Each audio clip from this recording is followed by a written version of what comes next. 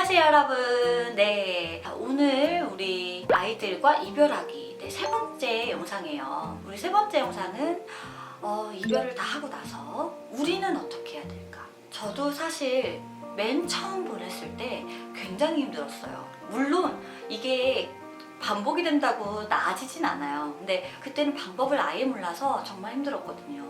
그래서 여러분들께 그 방법을 조금 알려드리고자 이 영상을 찍게 됐습니다. 여기서 여러분들께 잠깐 알려드리면 심콩이잖아요. 제가 처음 보낸 아이 신바라는 아이가 있어요. 그리고 그 아이랑 정말 잘 지내던 콩이라는 아이가 있었어요. 콩이는 다리 하나가 없는 아이인데요. 길에서 구조한 아이예요. 너무 이쁜 아이인데 다리 수술을 다 잘 이겨내고 너무너무 잘 크다가 신바가 가고 나니까 갑자기 일주일 만에 따라갔어요. 정확한 병명도 모른 채 이렇게 보내줬는데요. 그 아이가 콩이라는 아이입니다. 그래서 신마와 콩이 해서 심콩을 제가 앞글자를 따서 만든 게 사실 심콩캣이에요. 그 아이들을 생각하는 마음으로 하자 해서 심콩이라고 제가 지었어요. 그래서 여러분, 제가 왜 갑자기 심콩 얘기를 하냐면요. 그땐 제가 너무 몰라서 솔직히 말을 하면 그때 내가 알았어서 콩이를 조금 보살폈다면 콩이가 괜찮았을까? 라는 생각을 솔직히 굉장히 많이 했어요. 너무 슬퍼서 콩이를 못 봤어요. 솔직히 거의 한 달을 제가 시금정패를 했고요. 일주일은 맨날 울었어요. 근데 그 울면서 콩이를 못 봤어요. 그게 지금 솔직히 너무 마음이 아픈데요. 여러분들에게 알려드리고 싶은 게 바로 그겁니다.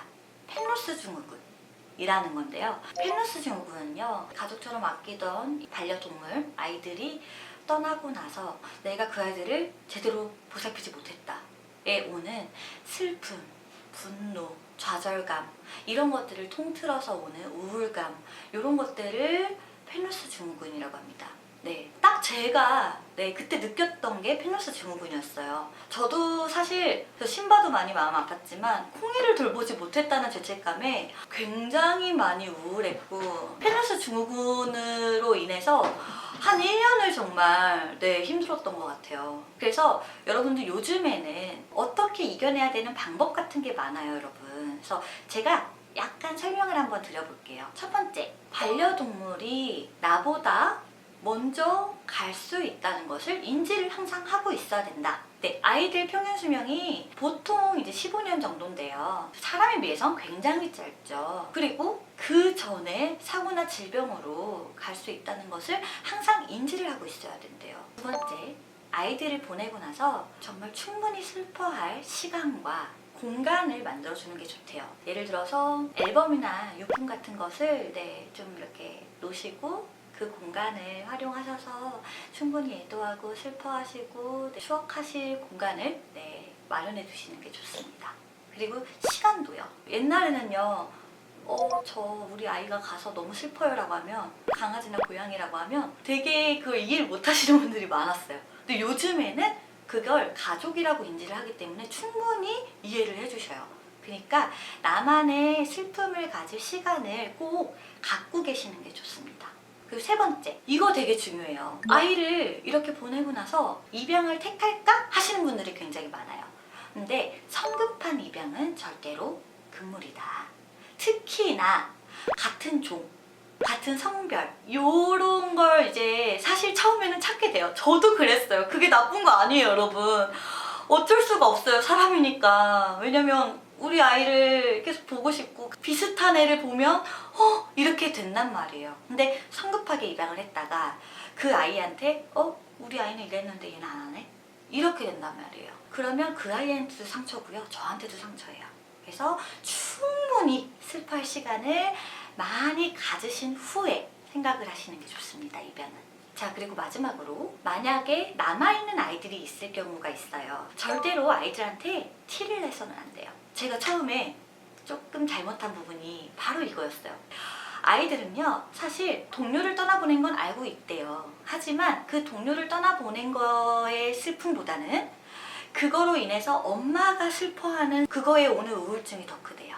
왜냐면 아이들은 어쨌든 계속 있는 게 엄마인데 엄마가 계속 슬퍼하고 뭔가 다르고 하면 아이들은 거기서 오는 불안감이 엄청 크대요. 그래서 나머지 아이들한테는 평소처럼 대해주시는 게 제일 좋다고 해요. 그래서 저도 사실 처음에는 못했지만 많이 노력하는 것 중에 하나가 그거예요. 나머지 아이들한테 아무 티를 안 내요. 평소처럼. 그리고 아픈 아이들 있잖아요. 가려고 하는 아이들. 아프니까 그리고 갈 것 같으니까 더 잘해주시기보다는 평소처럼 해주시는 게 제일 좋다고 해요. 여러분들이 사실 제일 중요해요. 아이들한테 세상은 여러분이잖아요. 여러분들은 집사이자 엄마이자 세상이에요. 그 세상이 흔들리면 아이들도 흔들리는 거예요. 그래서 그 세상이 평소처럼 딱 굳건히 자리해야 되는 거, 그게 제일 중요하다는 거. 세 편의 아이들 이별하는 그 과정과 그리고 후 내용을 한번 같이 얘기를 해봤어요. 좀 마음이 아프지만 이런 얘기를 저는 사실 처음에 듣지를 못해서 몰랐던 부분들을 이렇게 누가 얘기를 해줬으면 좋겠다 하는 것들이 굉장히 많았거든요. 그래서 여러분들한테 조금이라도 도움이 됐으면 좋겠습니다. 우리 아이들 한 번 더 얼굴을 봐야겠어요. 이런 영상을 찍으니까 더 애틋해지는데요. 네, 여러분들도 빨리 가서 아이들 얼굴 한 번 더 보세요. 오늘도 영상 봐주셔서 감사합니다. 우리 그러면 다음에 또 봐요.